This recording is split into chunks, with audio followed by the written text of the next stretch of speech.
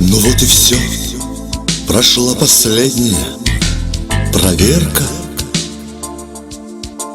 Давай, дружище, на прощание чифернем.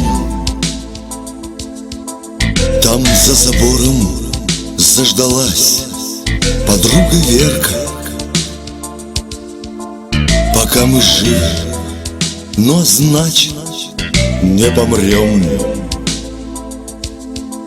Но не грусти, тебе сидеть осталось годик.